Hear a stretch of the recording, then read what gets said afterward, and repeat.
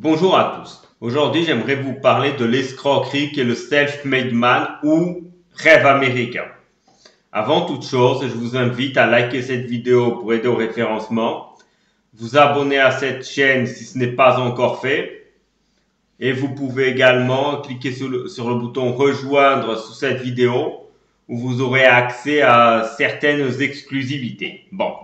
Alors, pourquoi le self-made man est une escroquerie? D'abord, expliquons ce qu'est le self-made man ou rêve américain. C'est ce postulat qui dit que vous pouvez partir de rien, c'est-à-dire avoir $0 sur votre compte et devenir milliardaire. Bon, moi je vous le dis, c'est quasiment impossible et je vais vous le démontrer.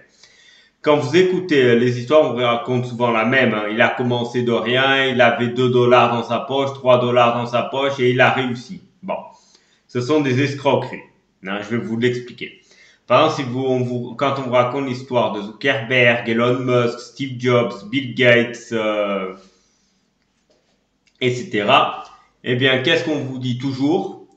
Ils ont commencé dans leur garage et ensuite ils ont grandi jusqu'à devenir les personnes milliardaires que l'on connaît.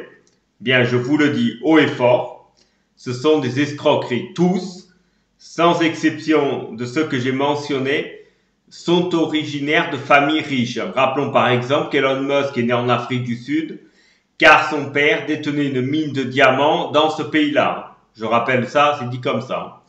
Les parents adoptifs de Steve Jobs étaient riches. Les parents de Zuckerberg étaient riches, de Bill Gates, idem. C'est-à-dire qu'ils ont commencé leur carrière professionnelle avec des parents qui ont pu leur apporter plusieurs dizaines de milliers, voire des millions de dollars. Donc évidemment, il est plus facile de se lancer dans le monde des affaires quand on a un support financier de ce montant-là. Ben oui. Mais ça, on oublie de vous le raconter, évidemment. On vous raconte que les pauvres petits choux ont commencé de leur garage et qu'ils ont réussi à faire grandir leur business. En réalité, je suis en train de vous le démontrer, tout cela est faux.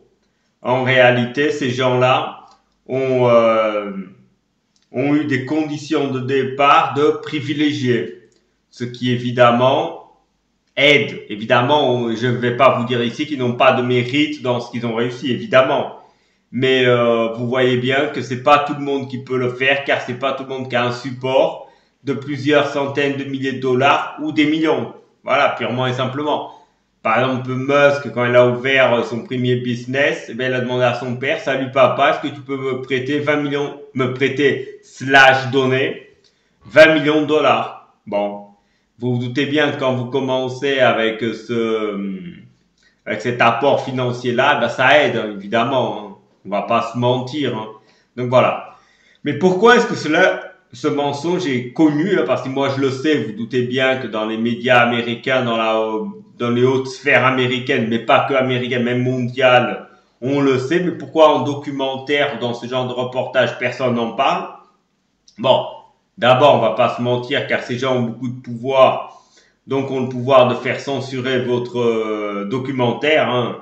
D'ailleurs, Musk détient par exemple un réseau social, Zuckerberg en détient plusieurs. Bon, ce qui déjà tout de suite leur donne un pouvoir de censure comme nulle personne n'a. Voilà, ça il faut le dire.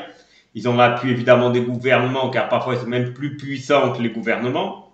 Voilà. Mais aussi, en fait, l'idée in fine à la fin, c'est que les pauvres acceptent d'être pauvres, et on va vous expliquer, si vous êtes pauvre, c'est de votre faute, car vous pouvez faire comme nous. En oubliant de vous dire ce que je viens de vous révéler. Voilà. Et pour faire croire évidemment que tout est réussi au mérite. Or, il n'y a pas que le mérite, il y a le facteur apport financier initial. Voilà.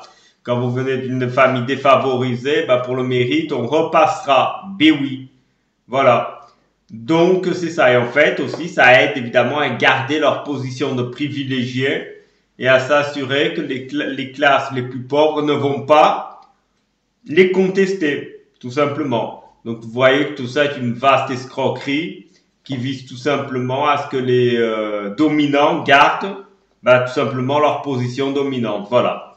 Dites-moi en commentaire ce que vous en pensez.